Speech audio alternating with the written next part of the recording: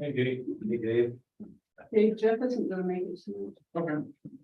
He asked that we, Is that what we're doing? emphasize on Kristen's edits and try to, and especially understanding the difference between additional dwellings and accessory dwellings. Do we not understand that? We talk about that for like. We lost that for a long time, right? We're gonna call me to order. Yep. Okay. And some of those just, you know, call them, there's like here. This is what they- Do you need a copy? I do.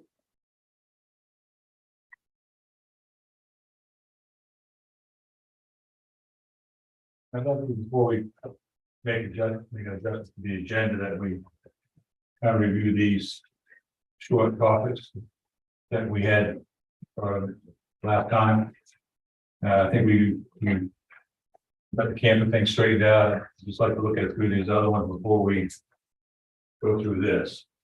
If there's objection, I don't understand what you're talking about. this here. Little punch list from punch list online. Yeah, we can run through that quickly. On. Does everyone have a copy of it, or can I make copies of yours? Yeah, sure. I got it, Jake. I would like another copy. I'll take one. Oh, The reason is I think we can work through a lot of those items fairly quickly. And then we can review her. First place. With just several pages.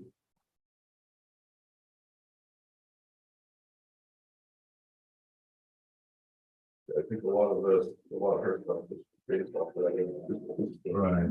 Yeah, exactly. This is about the dwelling. There's one stuff on that. Thank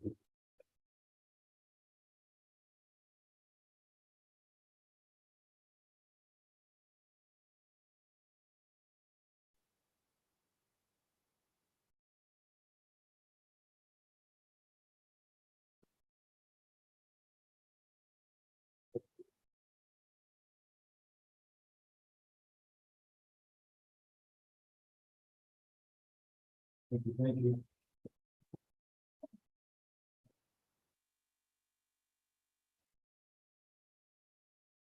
Would you like to say something now, or you just like to jump in when we get?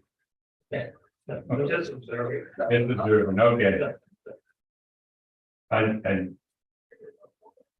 Let's just start by running through where we sort of left everything at the end of last meeting. yeah, So that's everyone's fine. on the same page.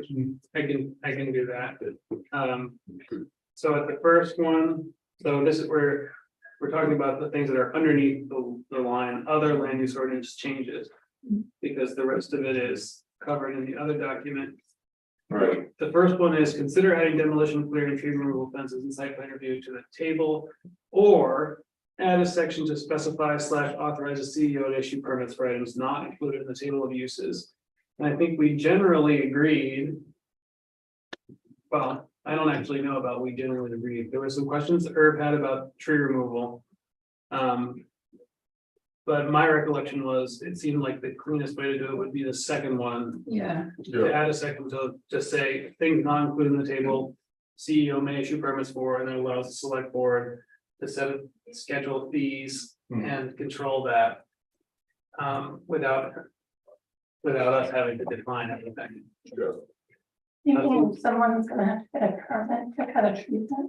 without something? Well, they need to come up with a list of those things. Yeah, but that's not our job to, we're saying essentially like what we could do is. Is add a general section to the ordinance that says things that are not listed here. May be permits for those things may be issued by the CEO, and then the. Select board can choose what those things are Okay, and list what the fees are. So we have like two options, either go through and define every little thing Yeah, that needs a permit, or just allow Terry or whoever's acting CEO at the time, the ability to issue permits. And But it sounds like and she's, importantly, collect fees. it's the select board that's actually ultimately making this decision. I think so because they authorize the fee schedule. Well, it sounded like Jeff was talking about putting together a rough list and having Terry decide what she thought she should, That's fine with me. what too. permits. Yes, what she's comfortable with and then. Cause like, I know the tree thing was a touchy thing, and I can agree there that trees are a sticky thing, because I think Jeff's idea was his main thing was the shoreline zone, but she doesn't have authorization to just permit cutting any trees within the shoreline zone either, so. Because there's all sorts of things. Exactly, so it's not like having her permit for trees doesn't get everybody out of the water, because it could get her in hot water if you give somebody a permit to cut a tree too close to the water, and then they go, DEP comes down and well, the code enforcement officer gave me a permit to do stuff. Yeah, I think it's fine with me if that gets cut out. I know Jeff felt strongly that it should be in there, but. I didn't quite understand. I think that was his main goal was the shoreline zone, but I don't. know Yeah, I like think that's any the towns only that- area that. But that's already covered in our ordinance. Yeah, Exactly, and it's not anything that she has the power over because it's a DEP thing. When I left here last month, a couple weeks ago, the tree club removal was basically all trees. Yeah, Yeah, I think that's what, I think his. Trying to decipher what his thought process was if you're gonna cut a tree, you come in and ask the code enforcement officer. If you need a permit, and then she. Looks whether you're in the shoreline zone or not, but she's still not necessarily authorized to give a permit just because. They're in the shoreline zone, that muddies waters. it's gonna make Terry busy. I Yeah, can give very good. them, I can give them a permission to cut a hazardous tree. Yeah, yes, exactly, yeah. In the shoreline. In the shoreline. Sure. But I think if we open this up to permitting and then But they should- you're gonna have so many complaints because I'm not gonna get a permit to cut a tree on my 60 acres. But my neighbor might know that now we have this permit ordinance and then they're gonna call, well, did he get a permit to cut that tree? And Well, I think maybe what he had in mind is if, when in doubt, ask you, like obviously somebody who lives, not on the shoreline should be allowed to cut their trees on their property. But, if you're in doubt, and like, for instance, you say you can issue it if it's a hazardous tree, it needs to be verified that the tree is indeed causing, In the shoreline. yes, and not just take That's any. allowed for the yeah, already. It is allowed provided the tree is indeed, If it's actually a hazard, yeah. as a, that's Yeah. some, When I was the code officer, I had to go several times to people saying this tree is hazardous and it was a subjective call on my part. Yeah, I guess so. You know, so yeah, sometimes you can see if it's dead or if it's leaning toward the Right, house or. but if it's still, green, but it's leaning and looks like it's dying. I mean, it's not objective is all I'm saying. There's a whole bunch of subjectivity in that particular call. yeah, but if it's not gonna hit any structure, what's the danger? No, it was only, they just wanted to cut in the shoreline zone. It was always in the shoreline zone and it would hit their house. Yeah, so then clearly that's an issue, That they couldn't cut with it, yeah, because they were in the and shoreline zone. that's the way it should be, that, Yeah.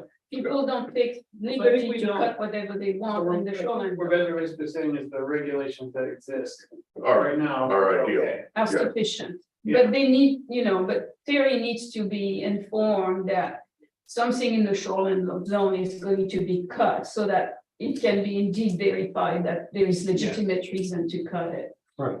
And the That's state, already a rule. Yeah. What? That's already a rule. Yes, the thing is, other areas, and maybe Jamie could speak to it, he's been a forester for quite a number of years. As in the state, even in the backland, there's limitations to cutting trees. You might just let them know how the point system works and some of that. kind of stuff. For shoreline zoning, That's For any- for any- That shoreline zone. That's point what- system. point system is strictly for shoreline zoning. You have to hire a forester Hmm, to go in and do a grid map of 25 by 50. Yeah. For however big an area you want, Continuous. and you're probably all familiar that you're only allowed to take 40% of the trees that are 4 inches DBH. Does anybody know what DBH is? Yeah. Okay. It's diameter breast height. Mm. So anything over 4 inches, you're only allowed to take 40% in shoreline zoning.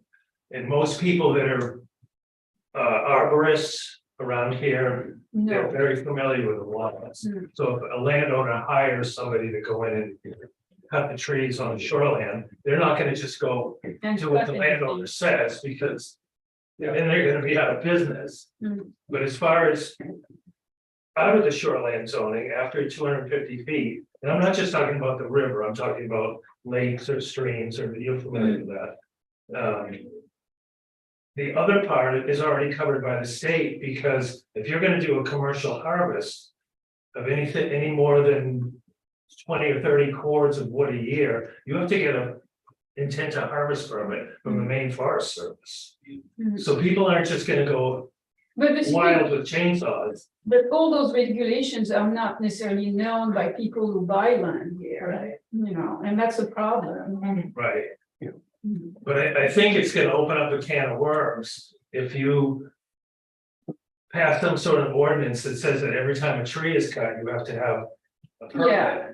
Well, anytime somebody hears a chainsaw start, Terry or whoever the code enforcement, they're gonna get a phone call. Yeah, And, you know, all this is already covered by the state. Yeah, I think It's just redundant. listening to Jeff, his goal was to get it so. People checked in with the code enforcement officer, well, people who are already gonna just cut a tree and not check.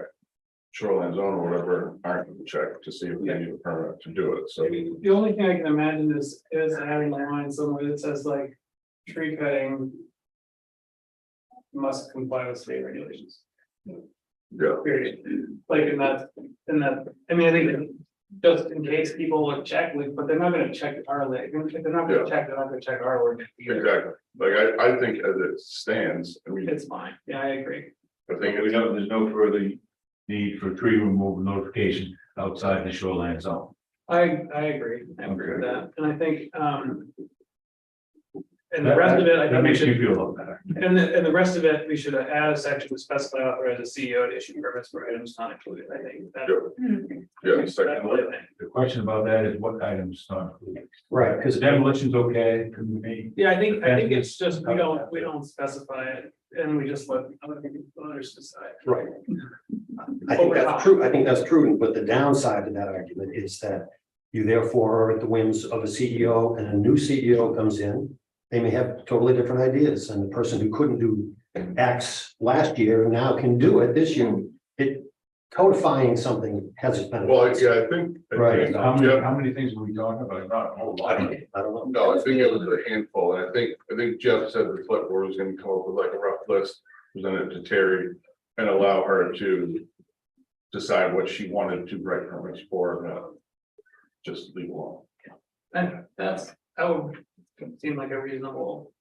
As long as it's maybe it's like it's not just like whim one day or another, but that there is a list, and then if Right. the list wants to change. A new CEO would have to come and say to the select board. I'm the new CEO and I have some thoughts on this, here's what I think, and then there's a discussion, and that seems okay. Yeah, that's. If there's a process for it, so just. you know what, I think that's overdoing it, but just like every year, you send an email, say, you know, reminding people that the dog tags, you know, or whatever are due for renewal. I remember seeing some emails like that. You know, once a year, send an email through the list of people, because I assume newcomers will get on the listserv. Saying, you know, just a reminder, you know, something for a fire, anything dealing with safety, you need a permit to do that. And also if you're going to cut tree in that zone or whatever, that people should check, so that it's a gentle reminder. And then, you know, it doesn't cost us anything. A motion for vote on this like we voted on the RVs. Mhm. And I think what I'd like it to be is. If you want to have permits not included for the tables. Like such as spent on demolition, you can have those, but I would not put anything in there for tree removal. We already had, You wouldn't put the wording of tree removal in there. Yeah. I agree with that. okay, clearing and so forth like that. So, That's been moved, we have a second. One second. Seconded by Dennis. all in favor? I think it's fine. All opposed? Nay, okay, so that one. No tree removal. Okay, you want to go to the next one, Gabe? Who seconded it? Travis, Sure. That's regular 11. Clearing as well, right? Yeah. Okay, So then, we had to define or delete tourist zone on the table of uses. We agreed that we were going to delete it because we don't really need it as a definition, and if it's just causing confusion, it can go.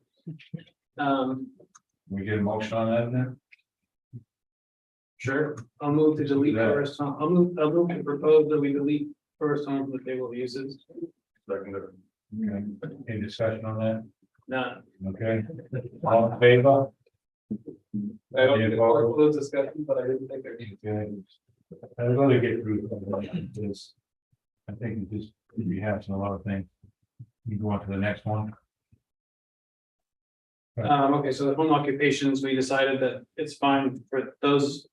I think we want them to continue to require planning board permitting. Because the permitting process won't be onerous for 99% of them, for the 1% that might present a nuisance, it's better if they have a chance of a public hearing. And like Herb said, we'll have a performance standard on the business too, if it To grows refer like mine, there's something to reference back to. So can we do something? When with you're that? not changing anything there, I don't think you need to motion anything, do you? Okay, I think so, we just, yeah, we take no action on that. no action. Okay. So we talked about the next one, amending the restrictions that is associated with non-conforming lots and buildings to be more in line with the shoreline ordinance, I think. There's a little bit of disagreement on that, I think many. I don't want to speak for it, we can discuss it, but the two points of view were one. You know, there's a, as currently written in the land use ordinance, a non-conforming use. Doesn't really mean anything. Because there's no restriction on how it could be expanded and how it could be made more non-conforming, and the proposal was to. Edit the language of the ordinance to mirror the language of the shoreline zoning ordinance and say. Non-conforming uses can't be made more non-conforming. Yes, Correct, that's the shoreline zone. That's what the shoreline zoning would say. Our land use ordinance actually does not specify that a non-conforming No. use can't be So like, expanded. so for example, we're using my business is a set size and it is a non-conforming use. At the size it was, but I can expand all the way to the property lines. If I want to. That's what, that's Currently, actually. It's kind of a vague thing, and that's why I was struggling with it last meeting. About that. So currently, like, I can become more non-conforming by growing my business all the way to the property line. I did not know that non-conforming use in a regular land use could be made more non-conforming, that which runs against. Cause it can go all the way to the, it can go all the way to the. But I think this is another one where. It strikes me as a perfectly good thing to do to just add that in. yeah, to make them consistent, you know, And just not even because, you know. There are definitely gonna be some times when the shoreline zoning ordinance and the land use ordinance won't agree, because the shoreline's just, you know, like the tree clearing. But. The basic concept was in the shoreline zoning ordinance seems to me like it should apply. I shouldn't agree, but I agree, like That's a terrible paragraph relating ordinance. A non-conforming use, including a non-conforming outdoor use of land, shall not be extended or expanded in area or function beyond the boundaries of the land. Of course not. How would you go on your neighbor's land with your non-conforming use? It's a As well. maybe it's trying to reference like if you bought the property next door, you Yeah. could then go onto that property as well. But if you That's combine- probably what it's combine the trying to stop. Yeah. Yeah, I think so. Anyway, so I think that one's clear enough that we could also vote on it. All right, And I don't think it's ultimately gonna have that much impact I on don't think so. Yeah, I agree. me. on you, so you're gonna have to recuse yourself from the vote. No, I'm voting yes. So I would move to recommend amending the restrictions definitions associated with non-conforming lots buildings to be more in line with the shoreline use ordinance, or the shoreline ordinance, in the case of expansion of non-conforming uses. Seconded. Yeah. Okay, it's been seconded. any Discussion. more discussion? All in favor? and- Opposed? Okay.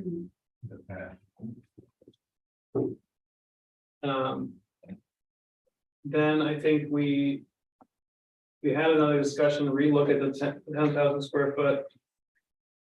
Commercial restriction definition. I think the proposal. I don't remember the full contours of discussion necessarily, but the proposal there was to take no action because of the different types of uses that exist. And so, again, Travis, is an example. You're welcome. You're handling this, your status as an example very gracefully. Moving everything. I don't care. But a business like Travis's, which is primarily outdoor business, but still impactful in the community. We felt should be subject to the same restrictions of a business that's enclosed in a building. So Jeff's original thought, he said when they were going over this was that 10,000 square foot was relative to like building size.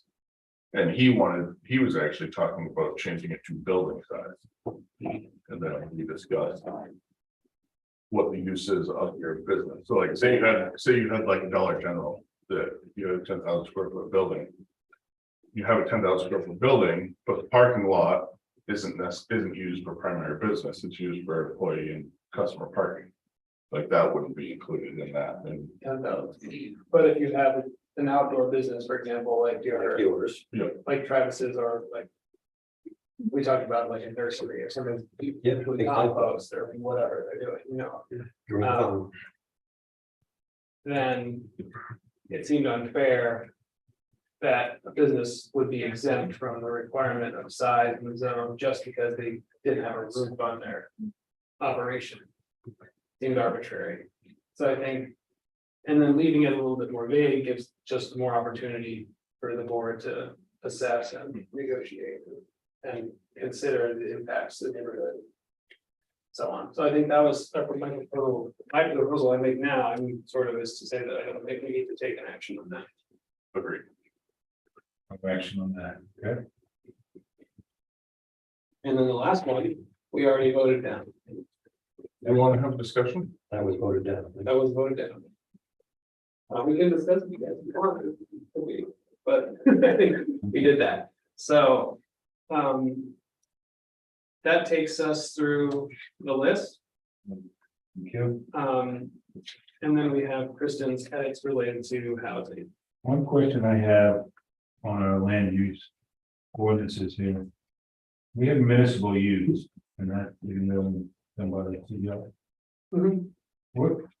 Oh, what is that? I know this, the fire station, this building. What other buildings would be come under? What other buildings we consider municipal uses, the stone dump?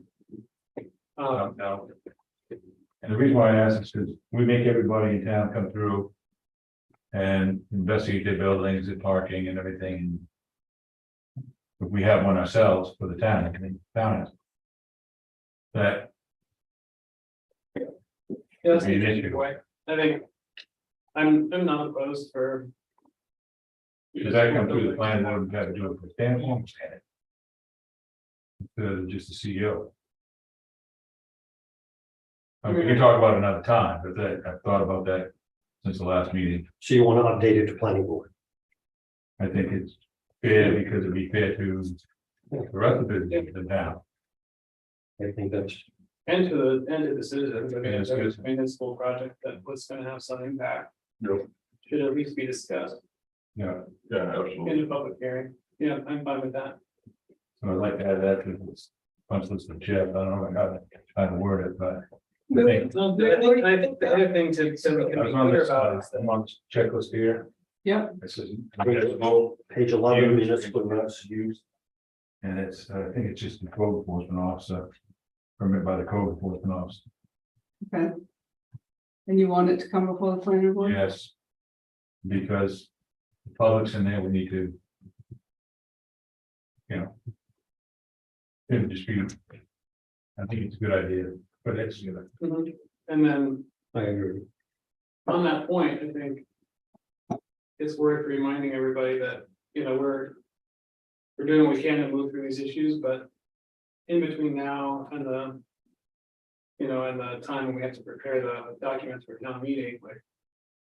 If you have ideas like Irv did, Yeah. we can always meet and discuss them. Mhm. You know, we try to get through these things quickly, but if things come up, I think it's worth bringing them to the attention of the board and the ordinance review committee, because what we don't want to do is have to constantly go to town meeting, like every year, Because we forgot. with updates, So we can bump it so up. we can bump it up for one. It's been about 3-4 years since it's been changed. Yeah, Anyway, now, so. yeah, we're doing an update, anyway.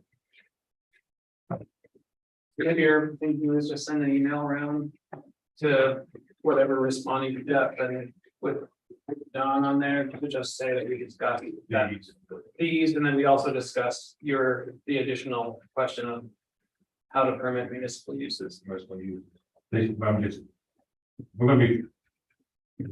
Make our citizens do it and. Yeah, I don't think, I think it's fair, so. Fair. Okay. Now we got Kristen's edits. And these are Kristen's edits to Kristen's edits, right? Yeah, he's been. I think we are just basically checking here. You have to be on the subject.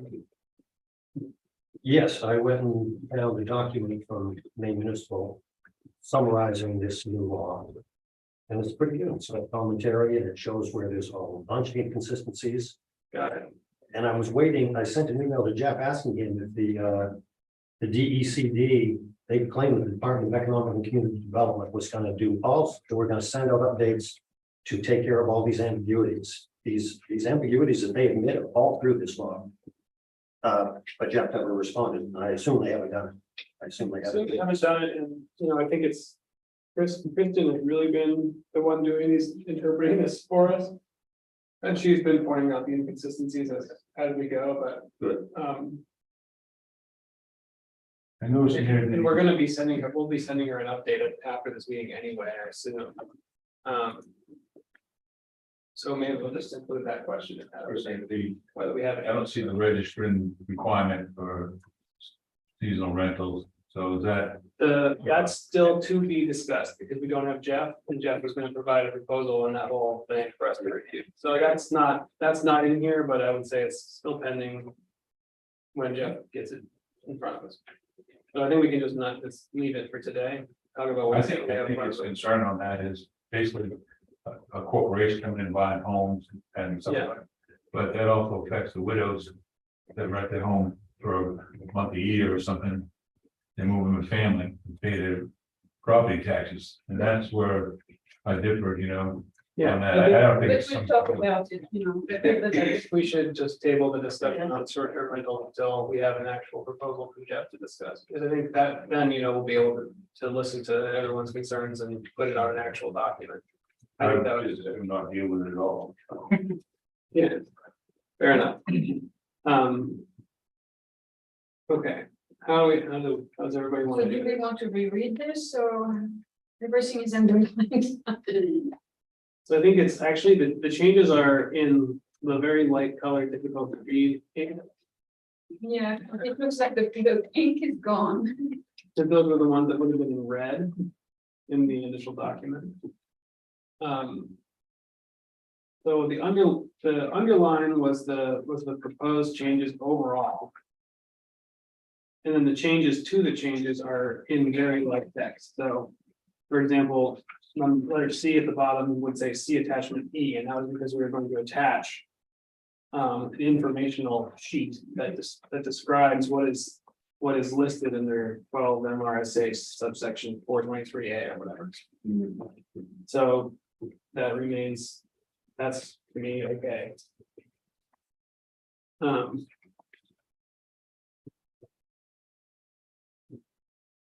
The next one.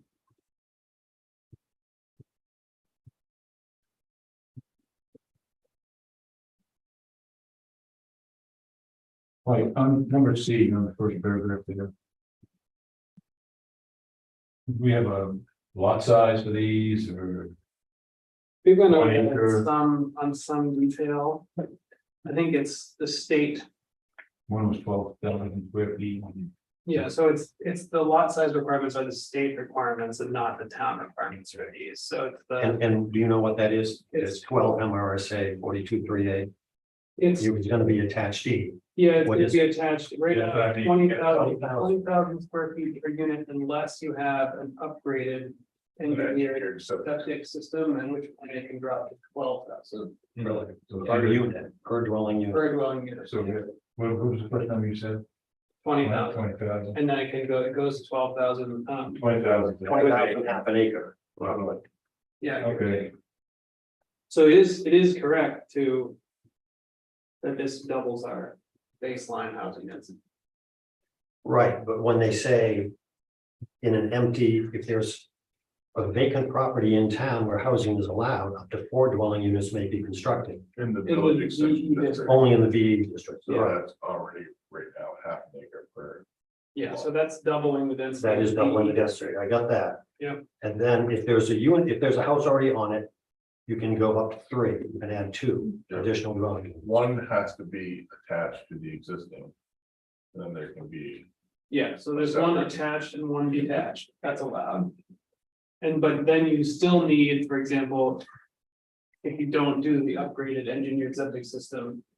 You would need 60,000 square feet, those 3 units. can you buy a half acre? But. If you do the engineered system, you can fit them all on 1 acre. Yep. 36,000. Okay, so we are, that 20,000, potentially 12,000 is in play always. Yeah, that's the consistent restriction on this density. Good, that wasn't clear in reading this. Except for an accessory dwelling unit. Except for. Oh, I got all sorts of. That was a great segment. We got. We spent so much time talking about this. Well, we had to theorize Yeah, how, But that, in a way, when we write this ordinance, those numbers need to be in there.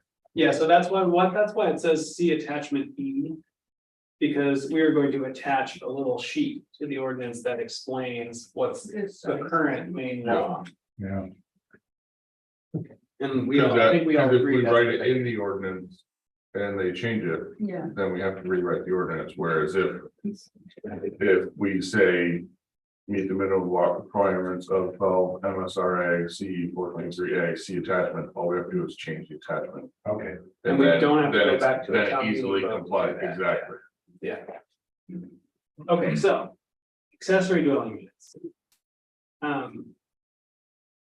So, Can I ask a question about additional? yeah, go Before ahead. we move on? I have to. I Yeah. know you guys want to get out of here, right? We're experts on this topic. Okay, they keep talking about having a lot, having 1 is allowed to build 2 additional dwelling units. I'm still on additional here. Yep. What if I have a duplex? It doesn't say that I can add a 3rd. He had that question at the last meeting. But you can build, oh yeah, no, that's a question we don't have an answer. Yeah, 'cause you already have 2. If you can only do that if you have 1. If you already have 2. You've got 2. Where did it say that you already have 2? You have 2. Well, I think it really just said, it says what it says. There is a section somewhere Well, I do have the law. I did print it out. that we referenced with Kristen that. I can't remember where it is. It's letter C in the very first one, And then on which one do I? oh, yes, in which 1 dwelling unit currently exists. So a duplex is technically 2 dwelling units. So you are. And I think, All I'm saying is that is- C. I think what that is actually referencing is that, No, I'm saying, I've got the law itself right here. This is Kristen's writing, I believe. I don't think that that's actually the law. Where she says any property in which 1 dwelling unit currently exists. I don't think that is actually in the law. I think maybe it could be that she's proposing that Yes, as a Yeah. ordinance in response to the law as a way of like. In terms of her, For me, the difference between having a duplex and then adding 1 dwelling unit is. It's the same 3. Yeah, I agree, but what they're saying is, you Well, can only do that, you can't do that according to what they're just. well, I saying. mean, the way that she's, I mean, I don't know what this thing is, but she's. In B, it says up to 2 dwelling units may be constructed in any vacant property. So if you already have a duplex. they're saying essentially you've done that. You've had a vacant property. And you. Well, built two well, it's dwelling saying now with this new law, up to 2 units can be Yeah. on a property. But I guess a single lot with a duplex on it already meets the density that they're trying to hit. Yes. That's what I mean. Yeah, So there's no reason for them. It's to gonna say come you up, can though. add. Gonna come up, somebody's gonna come in and say, I got a duplex, and you're allowed to have 3, and I want 3. I'm just, yeah, that's all I was wondering about. It's a gray area. Yeah, I think that's, But I think Kristen has addressed it by the language that you pointed out. yeah, we hit on it. Like I said, we went through a bunch of different scenarios and theories of how you could go about this and. What you need to do is build a building, design like a duplex, but it's not a duplex. And then you re-permit it and split it in half and add one. yeah, That's what you do. Not the intent of the law, but okay. Oh, Okay, here's another question. I have a duplex on like, what's to stop me from, and it's in the village extension, no less. What's to stop me from, if the density requirements, okay, why can't I tear it down? okay, Well, then I have a vacant lot exactly. and I can build 4 units. Yeah. and you can yeah, use so in that. the village that legal? extension, yeah, And in the village extension with a duplex, you can add more units. I actually think the way this is written, it says you can't, because that's in any district. But if you do tear down your duplex in the village extension, then you can build more, that's the. See, that's. But that's also the intent of the law, is to densify the growth areas. Yeah, So I but if think- it's not legal to do it without burning your house down, Yeah, then you have. then trouble. it's just weird. I think A supersedes C. Whereas if you're in the village extension, you can go to that 4 units. Whereas It's in any A. other district. You The can two, yeah. do 2. Well, I don't think necessarily A would supersede C just because A becomes before C. I don't. No, think I they think want to Because prioritize. the village I think we extension should have- district allows 4, but any other district allows up to 2. Or 3, Well, 3, depending on how you do it. 3, if you have 1, you I have 2. think that C supersedes A, but as currently written, but I don't know that that's how we want it to be. Yes, I think. So I think we can ask, that's a question for Kristen. I think that's a Maybe it question should for, be in any district other than village extension district. or you just, D. yeah, and then you just add a D that says in the village extension district, actually. 3 additional dwelling units may be constructed on any property where, Yeah, because you fall within yeah, the threshold. if we want to encourage that density, which I think is a fair question. But it's still, yeah, it still needs to meet the septic requirements. Yeah. Okay, We need to, we need to clarify that, we have the question with, the 2 questions we have for Kristen so far on this are. What about somebody with a duplex? Can you add a 3? Can you add a third? Should you be able to add a third? And in the VE district, should it in fact allow for both a vacant lot and a lot that's out on Lori? yeah, Those are the 2 Can you questions. say the second one again? In the village extension district, should. Should. A lot with 1 house on it. Already be allowed to build 3 additional dwelling units to reach the 4-unit. Maximum. Specifically in the village extension. I think we touched on duplex a lot. It was, I feel like we have touched on like every scenario but that one. I think we did, and it was, we came back around to the wording of. A property on which 1 dwelling unit currently exists. Yeah, Where do we show that all this is contingent upon, septic and water? that's the dwelling unit must be located on a property that complies with the minimum lot size requirements of 12 MRSA C 423-A C attachment E. Well, that's minimum lot size. That's not the water and sewage. Go ahead, and then that's Jesus. the one above it, the owner and applicant must Yep. provide written verification. And any rules or regulations that each individual dwelling unit is connected to adequate water. Yes. very good. So they are taking care of that. so I guess the answer would be, If you want 3 or 4. Yes, I think you writing these down, Terry. You wanna, I guess, just, yeah, who is sending Kristen the email? I can. All eyes go to Terry. Okay, the first question is, if you have a duplex, can you add a building to have a third? right, And the second question is, in the BE district, should a lot with one house be allowed to build 3 to reach 4? correct. Can you always get to 4? Specifically in that district. You can just make, instead of the duplex, could you make a triplex? Exactly. Not necessarily add a building, but add on to that one, this one place. Yeah. Either way. Okay, and then we get to the accessory dwelling units. And so the way we understood this ultimately was that the accessory dwelling unit regulations are essentially only relevant on lots that are too small to take advantage of the additional dwelling unit requirement. In other words, lots that are non-conforming because they're too small. And what this essentially says is that any lot with a one dwelling unit on it, no matter the size,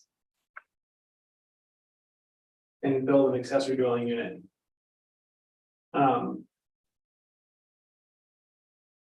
Except for in the shoreline zone where they still have to have the shore frontage. Even if they become non-conforming or all kinds of other, Yeah, this is what gets me. you know. I think basically, Yeah, there's very few I think, instances and I'm not sure about this, you saw this, accessory dwelling units are allowed all over town, right? I don't think there's a restriction in shoreline, was that, when they did that? no, but there are state restrictions on adding dwelling units in the shoreline that I think still apply. So we're talking, when we say shoreline, is it 250 or 250. the 75? 250. 250, 250. because there are just additional lot requirements like One of them is lot coverage, non-vegetated surfaces. lot coverage and there's shore frontage requirements. Sure, that's creating new lots. Yeah, no, but it's adding a dwelling unit to an existing lot. There's a shore frontage per dwelling unit. Okay, I don't remember that, all right. There's no way around that, so you can't have them there. Probably would have them. But there's a whole bunch of lots in this town, in the shoreline zone, that are small lots, and they've got a substantial house on them. And they're already in excess of the requirement that 75% of the lot has to be non-vegetated surfaces. That's Yeah. houses, decks, driveways, Right. non-vegetated surfaces. So with that lot coverage, non-vegetated surfaces, is that one of the requirements that they are waiving Yes, under this accessory yes, it is. density and lot size, D, section 6D, density and lot size requirements otherwise applicable to the district in which the accessory dwelling unit is located shall not apply to the accessory dwelling unit. Well, that's quite an allowance. I mean, yeah, that's what it's there for, is they're trying to just get more housing pumped in, so. The state's putting that in there to just allow whatever, like, everybody's allowed to add a unit, everybody, you get a unit, you get a unit. Yeah, everybody gets the unit. I think that's the intent here. Sure, And I think And that that's doesn't fall under already the true. for water, every sewer. right, you still have to take care of all those. Nope, that doesn't, that one doesn't, Yes, it, the accessory dwelling unit, I think it must, you have, No, it doesn't. please water. it does say that you do need water and wastewater. You need that for everything, especially next to the ocean. right? I guess the question is that I remember, and I'm saying that I remember this based on. You know, what. We talked about last time about the shoreline zone, but I think we should make sure that I'm actually right about that. If there are additional restrictions on going to the shoreline based on the shoreline lot standards. Because I'm not sure. So you have to have whatever it is, the frontage for each dwelling. I know, but it doesn't actually say that in here. It says density and lot size requirements. It does, it's really not, what you're saying. But you would have to. you would- But they do apply for additional dwelling units. Yes, Which is, yeah, And that's where this thing comes into play is if most people will just fall into this. And they'll Under the additional. on the additional. this takes care of that, like other 2%. But the people can't build additional dwellings according to this. We'll be able to slide in there with calling it an accessory. Yeah. Yes. Well, this is not an additional, this is an accessory. The accessory, the only restriction on it is that it's limited in size. In reading the law itself. Who came up with the 865? That must be Kristen and you guys. We- It's not even- Was that last meeting, Okay, all right, it's a building 24 by 36. exactly, that's just what I wrote, yeah. Yeah. Or 66% of the square footage. I was, Whichever is less. 60%, I don't know if we need to have that in there. I think. I think you should. Okay. So I think that's. So the only thing I would add in there is. That would be big, Confirm that right? those shoreland If you- requirements still apply. Well, it says whichever one's smaller, Whichever one is smaller, yeah, it says whichever one's smaller, Okay. whether it's 865 or 66.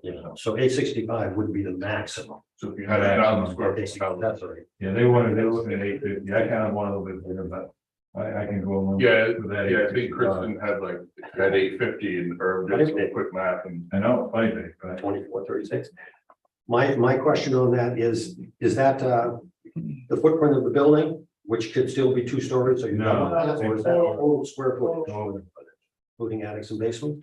No, well, that's not really living space. I'm not just, I'm No, sorry. it wasn't like a regular ranch house.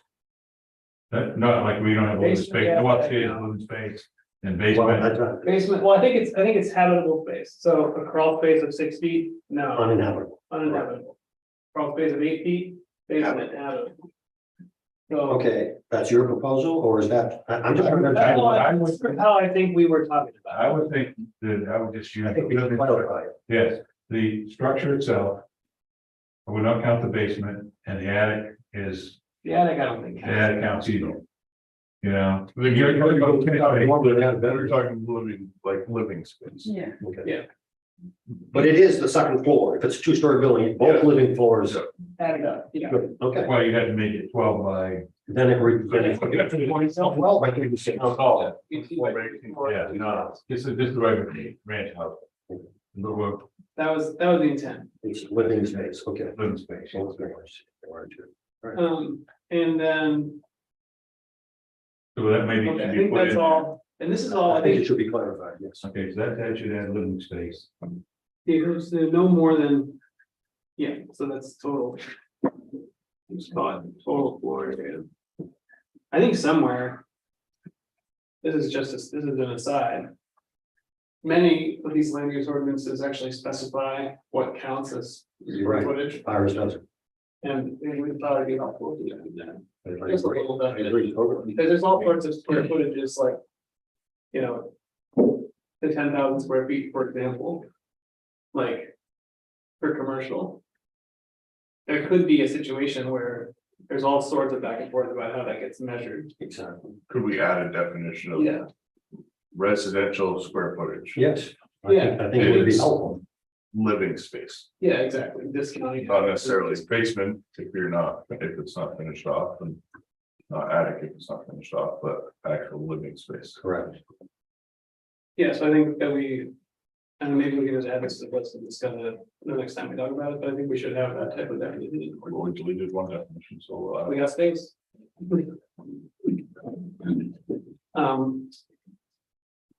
Okay. And then, so that was the accessory dwelling units. We'll get the clarification from Kristen on the shoreland. And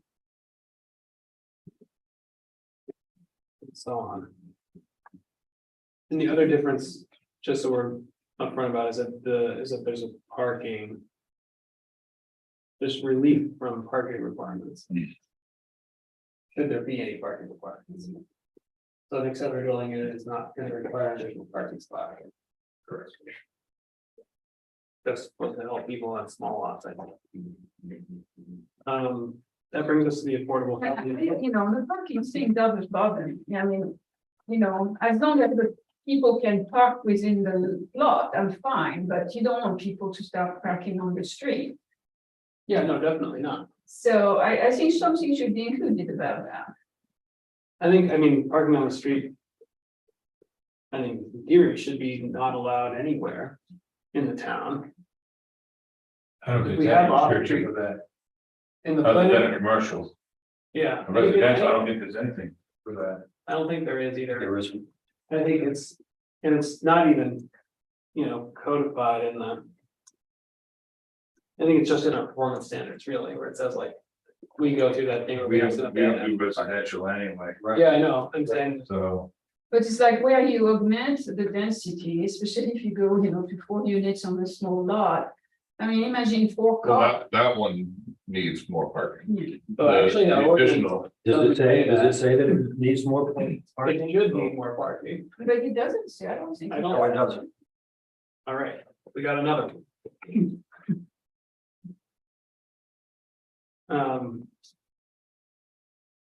So. I mean, especially when you have ditches on the side of the road, Well, if cars park. One of those- but we have, Like, They're on the data. we have nothing that in any ordinance that says parking requirements, right?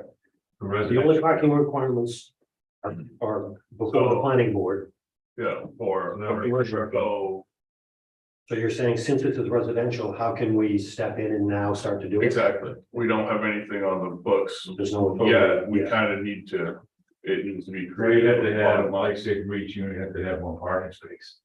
Yeah, but we don't have that now, so. No. Yeah, I think we should consider adding that Maybe we should because the add- density is being increased. To the general land use ordinance. Yeah, That's, For the yeah, entire thing. period. One off-street parking space per residential unit. Per dwelling unit. Is that enough? Oh, I don't know, but I it's. think, I think you could- I think that's a minimum. I think that would go with that first. I would make them have two if it's a teeny little. How lot. many people have just one car? I understand that, but we can't penalize the ones that only have one car. You know what I mean? I don't know. I would say one parking space Start with one. per unit. It's reckless. I mean, this is something we never had before, so we gotta see how that's gonna work. I mean, people can have as many cars as they want, as long as they are parked on the road. That's the whole point. I mean, you want to keep everybody safe in town, and if you start having, So we could, Call the sheriff and tell them there's a car on the road. well, we could, instead of saying that every dwelling unit requires one Yeah. off-street parking. We could say no on-street parking is allowed in South Thomaston. So, People would really hate that one. have you guys ever been down by the water? Yes, Or maybe the group hub on the crossing? yes, or. But that's, Ernie Rackles- that's not for a dwelling, that's. I know. No, but but we Ernie also Rackles have too. people with but it's not overnight, people come and go there, but it's like, if you live I think- there and you have suddenly 3 cars parked all night long on the road. Oh, we have a neighborhood. She'll have a bunch of examples of how other towns have done it. So we can run that by them. There. I think if we're gonna do something for this, it needs to be broad for everything, I agree. or nothing. So that's a kind of word, okay. We got nothing now, but I would think we could have one space per dwelling. I think that's a good minimum. Yeah, Yeah. I agree with interested that. to read One it. off-street parking space required per dwelling. Mhm. But, The libertarians. but that doesn't tell them they can't park on the street. Well. What's gonna That happen? doesn't tell them they can't park on the street. So I have So do we 2 do cars, not, but I'm yeah, only required to have 1 parking spot True. on the street. so we You do didn't say I nothing and wait to see. But, if it's but we're just trying to combat the potentially having 4 dwelling units on. Yeah, There's only one parking spot. Yeah. So that person that has one parking spot that lives on Westbrook Street, the village extension, now has built 3 more units. And now there's 8 cars on the road. At least 8 cars. Then they have teenage kids, they have a couple more. Why Like, couldn't it be I think we attached do get- to these Parking additional, cars on property. the additional dwelling I units, think so. I think the cars should Legislation. park on the property. the requirement? Well, that could be added to the village It permit could. or Because we have some, It's just part of the additional Going forward, I or don't accessory dwelling. Or, units. That's the or, only you know, time this maybe parking too requirement restrictive, comes we into don't be effect. too restrictive, but, but we cars that feel people are where we off have the road, zero. that's what they especially clear, so. Yeah. if They you know, get- it's in So front of the it neighbor's just applies space, you know, there That's when fine. we've had But zero it can't be basis part of the forever. road. But we have, up until this point, before Maine decided to, attempt to remedy the affordable housing issue, we basically have been one lot. Yeah, And there hasn't been this issue of parking, but there's gonna be, if you have a small lot in the VE zone, that's gonna suddenly have 4 units on it. It's the first, I think it's, in other words, it's the first time we really might come into Yeah. usage of this sort of thing. Yeah, We haven't really had the density to I know it's a problem on your street, but is it a problem anywhere else? Have you heard? Ernie Radcliffe is, That's they're the- right in the, So you think That's the only place. Oh, they come right over, there's a hill there. yes, People come over the hill and there's like 3 cars parked. in the Well, road. maybe, right in the road. maybe that street that needs to be looked at individually. Yeah. You know what I mean? Well, it's fine. No, it's a particular person. Okay, I mean, it might be as simple as just no on-street parking. But. to me, yeah. I think that Someone the forced business, that. like um. I mean, I think the brewery is a good example though, where like, That's a very good example. Richard came home one night from hauling all day. He couldn't even get down our road. It was such a jumbled up mess by the road. They go all the way up to the top of the water. Oh my God, and it's just crazy. Yeah. Must be a popular place. You Oh, yeah. they're doing great. He was so mad. I mean, so- So, oh wow, I think Crystal will have some input. some suggestions. I recommend on some situation like that, that just let them speak to the landowner. yeah, I think, but if there's something on the books that we can say that they're in violation of, it might actually give Yeah, us. it's a little bit more leverage. I think that's That would something to be, consider. we do that with commercial buildings already, commercial projects. Yeah, I don't know, I'd have to see what they have for a. for the brewery.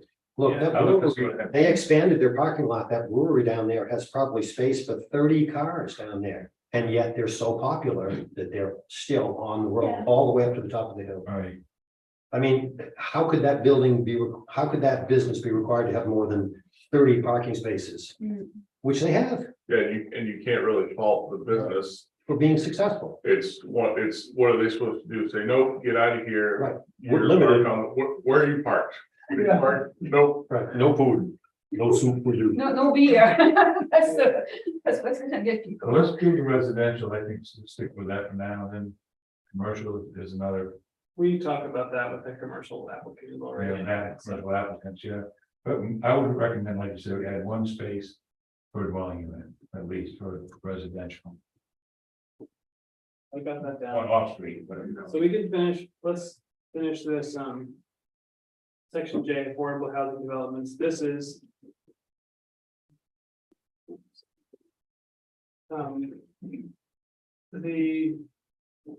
this is just, I think, taken straight out of the law, more or less. Yeah, is your density 2.5 times.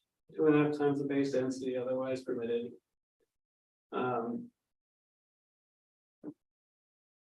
May not be, et cetera, et cetera, et cetera. So there's just some definitions here, like those, and they are.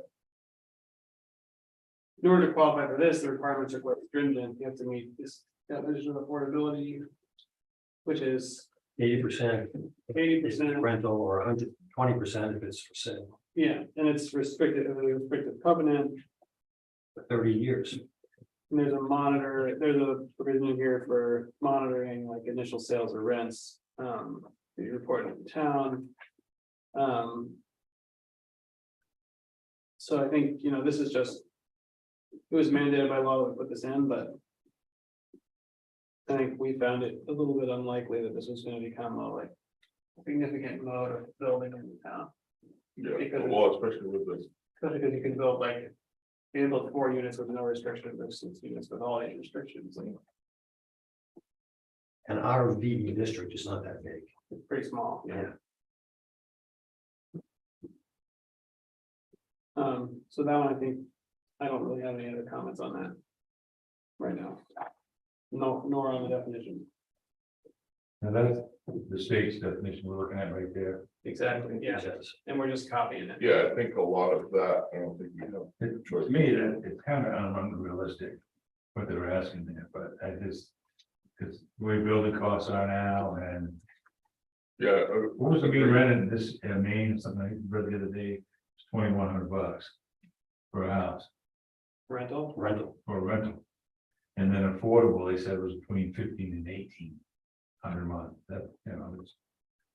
I'm well under that, Mr. Thompson, and I'll say, I already have affordable rentals. I have one for 1,000 and I'm renting one to a lady for $600. Well, yeah, that's, So that's really we're key. looking at Yeah. doing some rentals and turning our office into a rental and stuff like that. Our price point is like $1,200, like we're not. So we're gonna, trying to be affordable without. you don't have to deal with all this any of this, anyway. yeah, exactly. But what it is, they need to have affordable taxes that they never seem to bring in. But that's the whole thing, you know, to make, that's what drives housing up is the maintenance and the taxes, insurance. Right, so that's the end of that document. That's all okay, I think so. okay? So I think we had questions for Kristen, we Any had questions? 3 questions. And then, What, have we got a question to her about her recommendation on what we talked about? well, we I will, don't think that's been brought up. it hasn't been brought up, now we can add that. So that's 4 questions. Okay, what is it, a recommendation? How we handle a 4-unit building going up into the VE zone, In terms of parking, teeny little lot, what do we? what do do about other that? towns require for parking spaces per dwelling unit for residential, basically? And how do they word it, and how do they? I think she would have good input on that. And so. What I think makes sense, and I can do this because I'm on both these committees, if I can, I'll send an email to Jeff and Rick, go ahead. Or, I don't know if this would fly, but how many, you have to have a park space for each vehicle. I mean, if the person rents, husband and wife rent a space and they both have a car. How would you? Would you I have, mean, a lot could you of make it, places require two, I know that, I mean, I was working on a project in Ellsworth, and Ellsworth requires 2 parking spaces per dwelling unit. Almost every family has 2. 2 cars?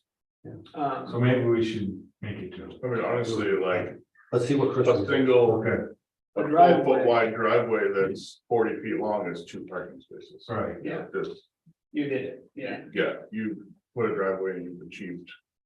That it doesn't necessarily have to be a driveway with 2 separate spots, Yeah. but it has to be enough. You have to fit all of the yeah, exactly. And I don't want to make it difficult for people, but, or builders or tenants or everything else, but. I mean, I think 2 is, like Travis said, it's not hard to actually achieve. Yeah, you put a driveway on it, Change this. you're there. In my favor, from 1 to 2. Okay. Well, I think what I was just gonna do now quickly is talk about next steps. And I think we cleared up a lot of these small things, and I'll summarize that in email with Devin Kristen. And we also raised a couple of other small ones, the parking, defining how we measure square footage, so we don't end up in, we don't have to get it every time. And the question of whether municipal buildings will reflect. So I will summarize that, and I will summarize the new issues, email to Deborah Kristen. Terry will send an email with those specific questions. And we will take it from there. I think that's just about it. My opinion. Before we adjourn, can I just say something about tomorrow night's meeting? Sure. What I'm gonna do is I'm planning on getting the performance standard pre-prep with everybody's name, address, lot, so forth. Mhm. So, and I'm gonna remove the comprehensive plan paragraph in that. And so that way, I think the meeting is 4 people coming for get their performance standard done. And I think we got 2 other people that have applications that they want to talk with about, but I think we'll speed things up. So if I kind of rush through that tomorrow night, that's all. That sounds great. Yeah, I think it makes sense to try and do it quick. I get it ready. I already have it. I was cautious of my planting and parking plan. Good. Who's that? excuse me, everyone needs a copy of the packet, a hard copy tomorrow. Yes, please. Yeah, I'd like one. I have mine already. The same one said. Yep. I have. Okay, Okay. thank you. And the motion adjourned. I get it. One day, any discussion, thank you. Thanks so much. Yeah. Have a good meeting. Very good. We didn't schedule another one. We want to do that. I think we can do it over email. Okay. Yeah, that's easier. What? Kind of see. Next meeting. Schedule the next meeting for the ordinance review by email. We'll be going to There's not a December, big rush. so. Mid-November. You know, I'll be out of town on the 10th of November. I'm And then- coming back on the 3rd of December. Why don't we try to do one before that? We can. I'm gonna be going to 6th, 7th, but I'll be, I gotta go to Florida for trains. But All right, we'll look at that. I'll look at the other meeting on the 2nd. To the library. Two committees on that, I think meeting on the 2nd of November. Was that the planning board and the library? Notice the library, the fundraising portion and then the design portion. All right, So that's, I don't know. so that's already for the second. That's not good. Okay. See you all later. Thanks, John. Good to see you. Thanks, John. Did they hand you the lawyer? And what did you have? Did you have a, or the, Yeah, sure. yeah. I don't know. So, I'll have to be in. Yeah, She came in. she must be on the committee. Yeah. Yeah. She is on maternity leave.